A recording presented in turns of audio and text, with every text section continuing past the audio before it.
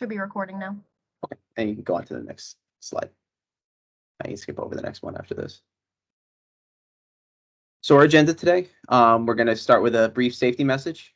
We're going to go through the supply rates, credit allocation discussions, and then questions and answers. So any questions or concerns, please bring them up in this call. And you can click the next slide.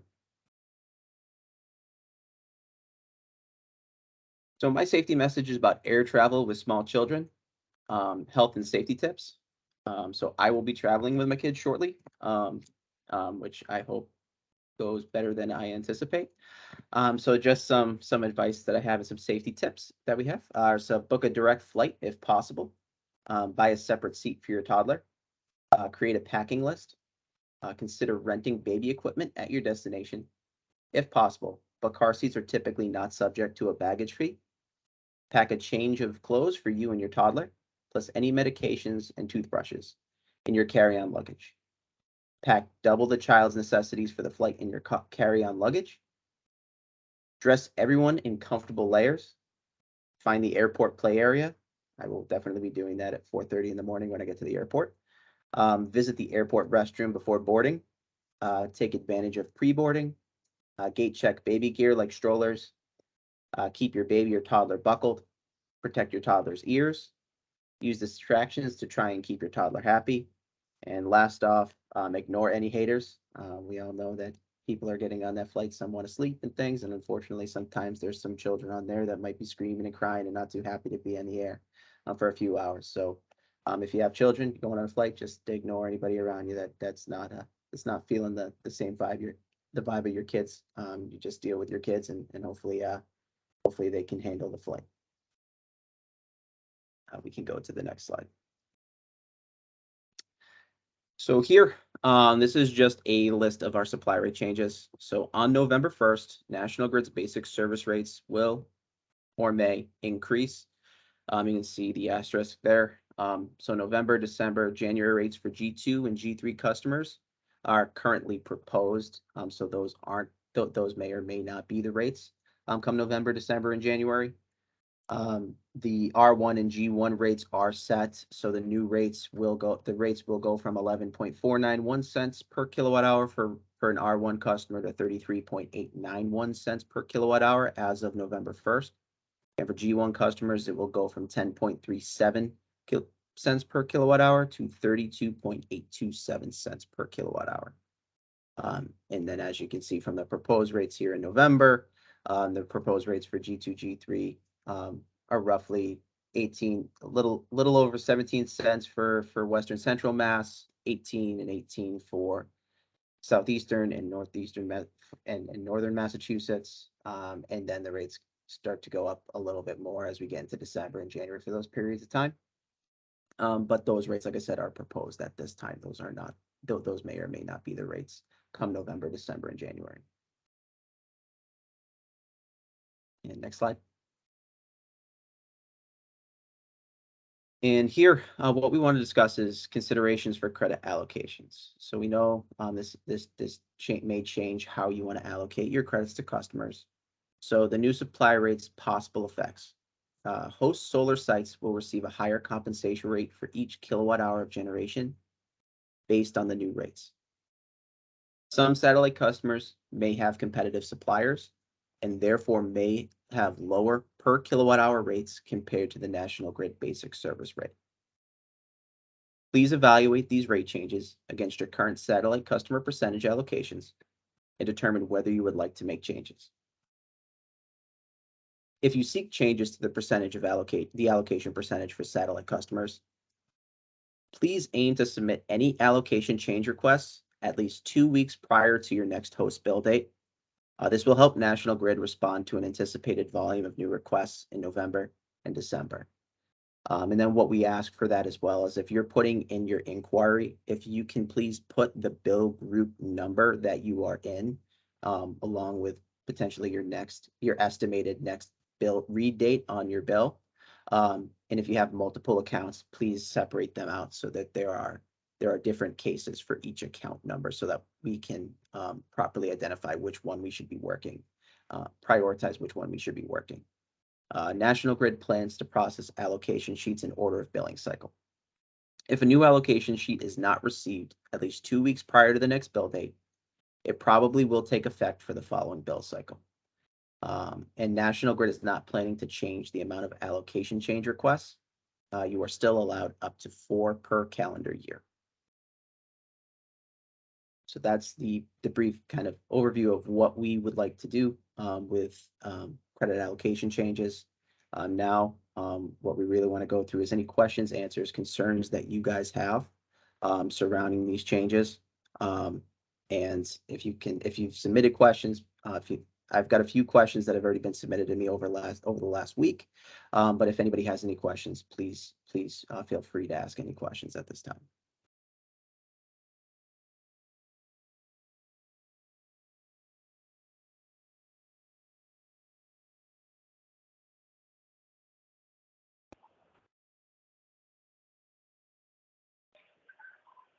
Yeah, hi guys.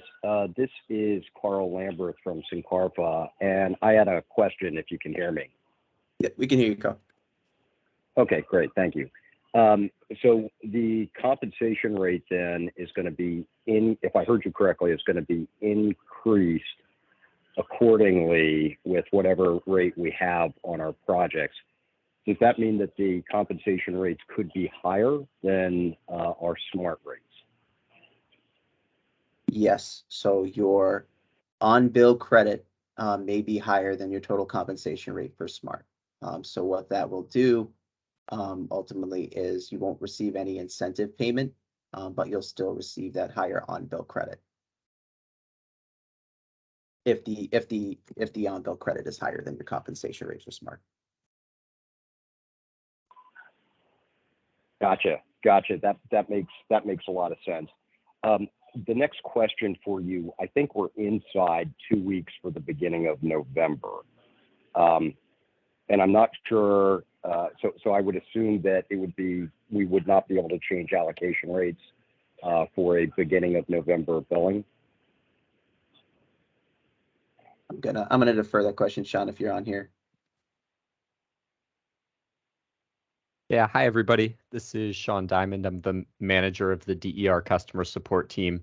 So, these are general guidelines. We do realize, like you said, there are a couple of folks that might have a, November 1st, 2nd, or 3rd bill date next week. So, we would encourage you to put in any allocation change requests as soon as possible so that we have that visibility for those early bill dates. We are putting out this 2-week request, 2-week guideline, just understanding that as we get into November and December, as folks, who aren't paying as much attention start to see the changes not only in their host bill account, but potentially start to get feedback from their satellite customers who might be on a lower kilowatt hour rate. We just want to make sure that we're doing everything we can to get these requests in as early as possible. And, once we get to the point where we've got more requests than we can handle, that's when we're going to switch over to start doing things in the order of the billing cycle. We just want to make sure we're doing our best to try to get ahead of, your next billing cycle. And we're just asking for your help to allow us to do that. Got it. Thanks, Sean. I appreciate that.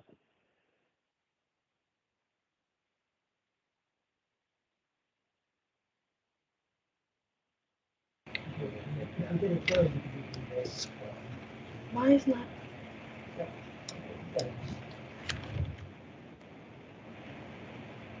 This is a National Grid thing. Hi, this is Dana with AMP. I want to hear it too. Can you hear me okay? Yep, we can hear you, Dana. Great.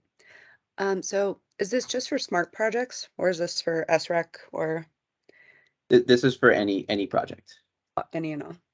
Okay. Thank you. Hi, this is Anissa from Clearway. Can you hear me? Yep, we can hear you, Anissa. Yeah. We're just wondering, would National Grid be willing to provide us a little more information about which one of our customers is on with a retail supplier? I know this becomes very reactive, right? For customers, and having customers call us after they've seen some of the crediting adjustments is not very proactive approach. So could National Grid be a partner with us and try to make sure that we know who these potential customers would be getting an over credit allocation? So as of right now, Anissa, we don't have the capability of pulling all of that information for each and every customer, and would be relying on each of you guys to do your own research as far as what customers that you have who have potential suppliers. And wouldn't be something that we're currently considering at this time to provide that type of information.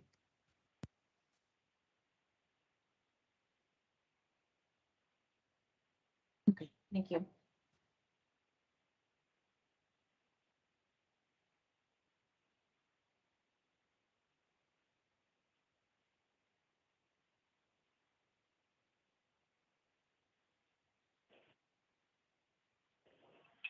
Hey guys, this is Carl again. Just realized as I was looking at my notes, I had a clarification.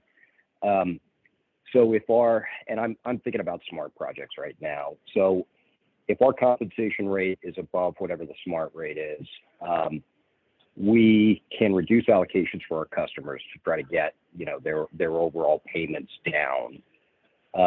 They may have a competitive supply offer as well. That's something we won't necessarily know right away. But we'll get the compensation rate from National Grid. Is there any other obligation that we have to National Grid once we receive that higher compensation rate?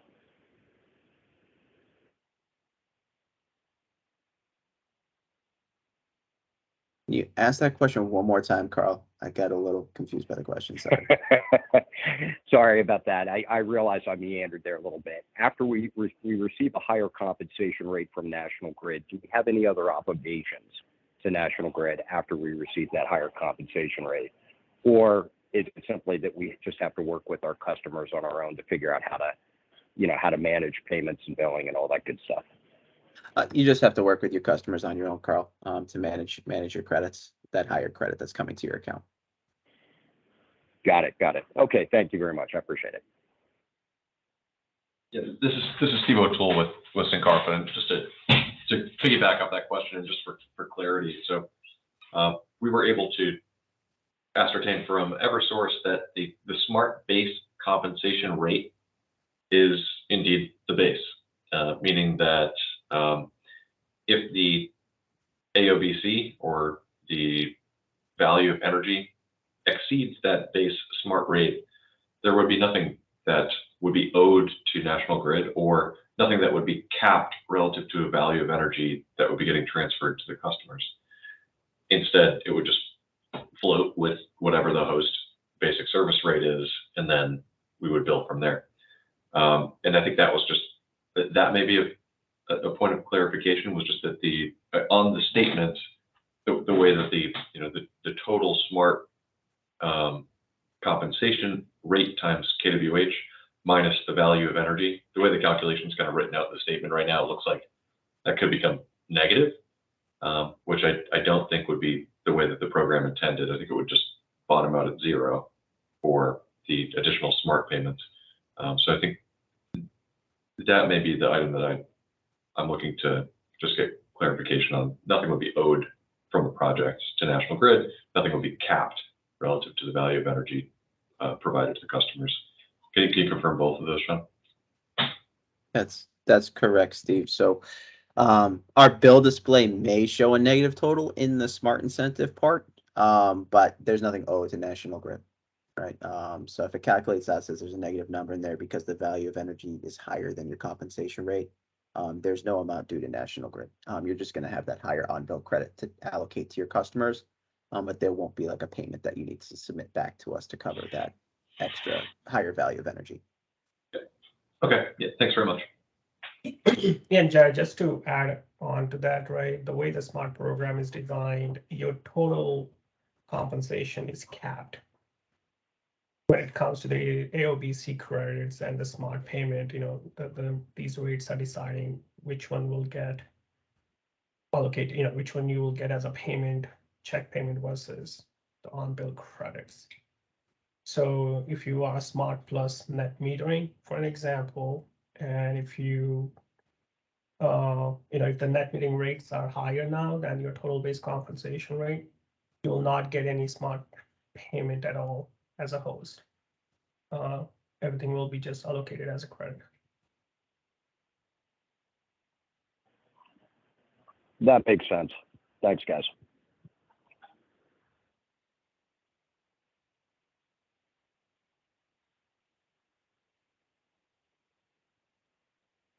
So Jared, it looks like we have a question in the chat. I'll read it for you if you want to take a first crack at answering it. So does National Grid have any visibility on rates for Q2, Q3 of 2023? Are the rates going to go back to what they were in early 2022? So as of right now, we don't know what those rates are going to be. So I don't have that answer for you as of right now. We don't know if they're going to go back to the way they were in early 2022 as of right now, due to the volatility of current rates. So I would not be able to answer that question right now. Hey guys, do you know when you will know if the rates go up for the beginning of November? I guess that's about a week away or so. Do you have a timeline for that? So I would hope that by the end of this month, right, we would know before November. What happens is too, on our website, if you go to check, the rates will say proposed on the website on nationalgridus.com. Once they go into effect, that proposed will be dropped from the rate. So it will no longer say proposed on our website once the rates go into effect.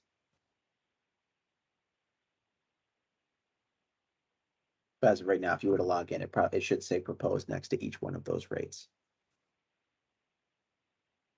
And then it will drop off of there once they're accepted. But as of right now, I would assume hopefully by the end of this week, right, that we would have those set up. Gotcha. Thank you.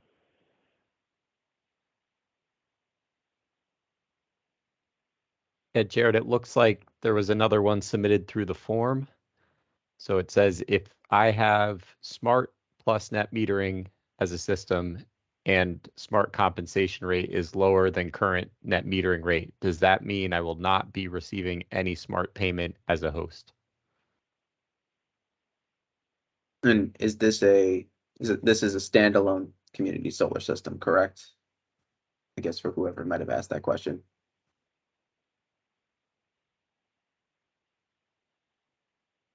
I think, Jared, let's maybe try to answer that as though your question is yes, and then if there's a difference for no, why don't we address that? All right, so if it's a standalone net metering system, and we're saying that Sean, just for clarification, right, we're saying that the compensation rate is lower than the value of energy, correct? That's how I would interpret the question. Yep. Yeah. So in the same circumstances, an AOBC customer, you're going to receive all of your credits as an on-bill credit, whatever the net metering incentive rate is, and you will not receive an incentive payment under the SMART program. And as I said before, if it shows negative in the SMART incentive program, it does not mean you owe us money. Just consider it a zero. You're just not receiving a payment, and you don't owe National Grid any money under that SMART incentive section. You'll just receive a higher on-bill credit than your total compensation rate under the program.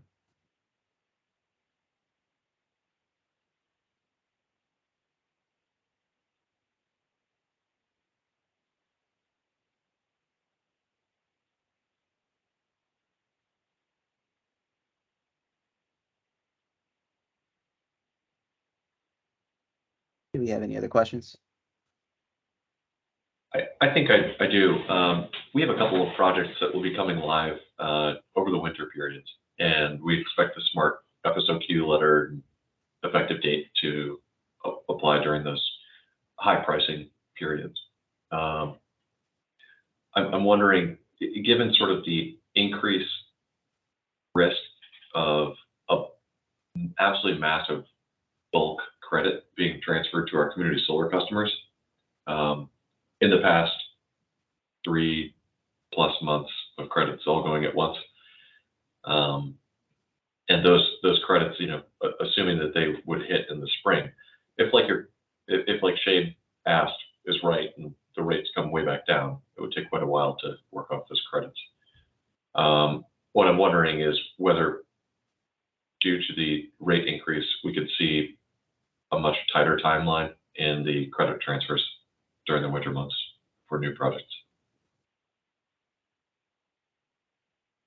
Okay, so rather than so right, our aim, Steve, right, is not to take 3 months to transfer your credits, right? So our aim is once it's approved, once your effective date goes in place and the bill's generated, get that money out as soon as possible.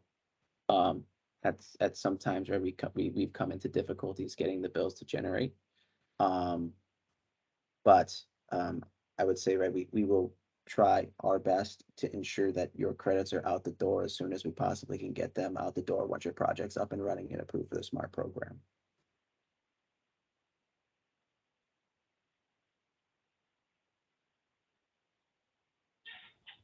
Okay, thank you. Hi, this is Phoebe from Nexium Community Solar. I wanted to piggyback off of Anissa's question. If we had like a handful of customers that we weren't able to get in contact with, but we did want information whether or not they had a supplier, would we be able to reach out to National Grid to request this information, or is that just not information you're able to provide us?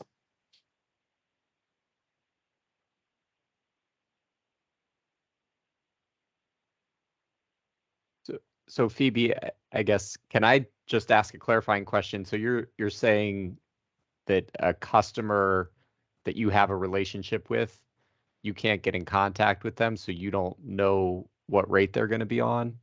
Is that what I'm understanding? Some of the contacts that we do have are older, and if we're not able to get in contact with someone there, we do want to have an understanding of how the rate increase will impact them, thinking of larger customers where this will be more of an issue. So just wondering if you guys are willing to provide that information, again, if it's only a handful of customers, or if that's something you're not able to provide us, like, for any given reason. Yeah, unless we have documentation that customer has provided you with that visibility to their account, we can't give out customers private information about their account. So if you do already have that on file, or can provide that to us where it's in writing that they're giving you that permission to see their billing account, then we can. But if it is something where you don't have that documentation and you still can't get a hold of them, unfortunately, it is going to be on you to go back to that customer and build that relationship and get that information. I'm kind of hoping that if you sign them up as a customer at some point along the way, you do have a copy of their bill, and that should have some indication of whether they're on the National Grid, basic service rate, or they're on another rate. Obviously, depending on how long ago that was, that could have changed, but that would be a good indication. And I wouldn't be surprised if a lot of customers just hearing about the rate increases coming up this winter might already be actively, seeking out there to make that change, though. So even if they're currently on the basic service rate, that's no guarantee that by the time we get to December or January, they're still on the basic service rate. So, please do your best to reach out to those customers where you can. And unfortunately, unless we've got, that permission in writing, we can't give out customers private information about their bills. Duly noted. Thank you. And we had a couple more questions come in. So we had a question regarding a customer who is on the R2 rate. Are there any changes to the R2 rate? The R1 rate and R2 rate are the same. The R2 rate, once applied, they get a 32% discount off of that rate. So the changes for R1 and R2 would be the same, and then a low income customer would still get their 32% discount. The other question that we have is to confirm customers not on a competitive supplier should not result in having an over allocation of credits because their costs rise at the same rate as the credits they would receive. So correct. So if they don't have a competitive supplier and your allocation credits are also increasing, they should increase at about the same amount, depending on what rate they're on. If you're on a G1 as a standalone, your supply rate is going to be a little bit different than somebody who's on an R1 or R2 rate might be. But it would be the same as a G1, but it might be different than a G2 or G3, but they would also see an increase in their rates as well.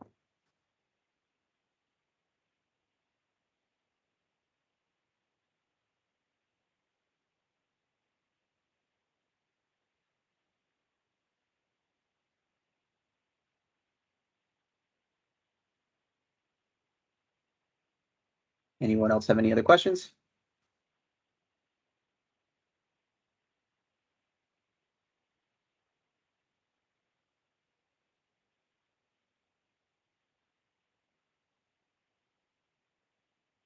Yeah, just one more. This is Anissa from Clearway.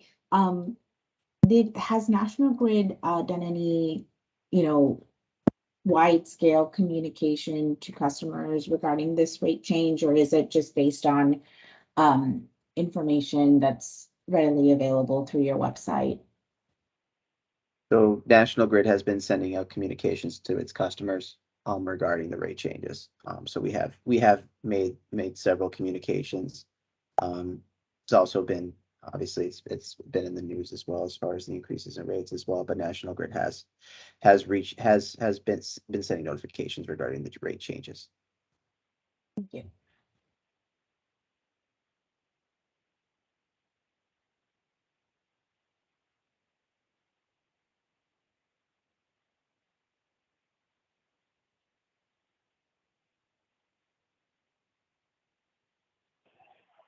Hey guys, thanks so much for putting the conference call together and helping us figure this out. Will you make the recording available to the folks who've been on the call? Yes. So once this is done, yep, we'll get this all set up, and we'll let everybody have it on who's been on the call. Thanks a bunch. You're welcome. Thanks, Jared. Would you also be able to supply us with a copy of the communication that went out to customers? I will have to check back and see what the communication was that was sent, notified the customers. Okay, yeah, if you're able to, that would be great, just as a reference point. Yeah, and just for folks' reference, I am putting 2 links into the chat. One is for business customers and one is for residential customers. So that does give you a sampling of the types of communications, messaging, and options that customers do have to try to save money on their bill, particularly with this winter rate increase in mind. So you can also find those by Googling National Grid rate increase.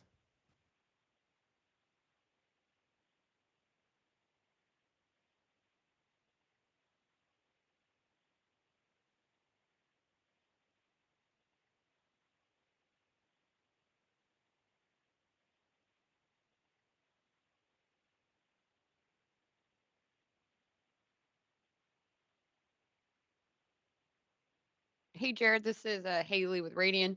Just want to confirm that we should expect both an increase in the delivery service rates as well as the basic service rates come November 1st. So I will double check the delivery service rates, but I think there's like don't quote me on this, but I think there's a very, very, very tiny percentage of increase in the delivery rates. I think I was reading it's like 1% or something. So it's not very, very significant in comparison. It's not a drastic change in comparison to the supply rate. Okay, thank you.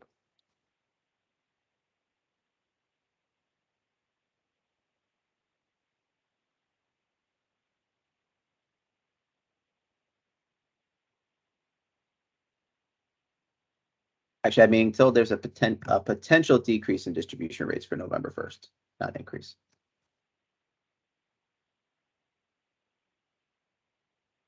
but it's currently not approved. So that's what I've just been told.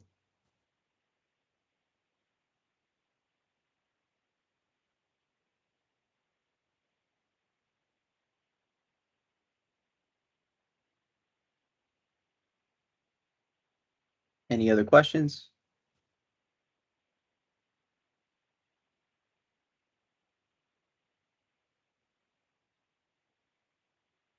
If there aren't any other questions, we'll take this recording, we'll get it out to you guys as soon as possible.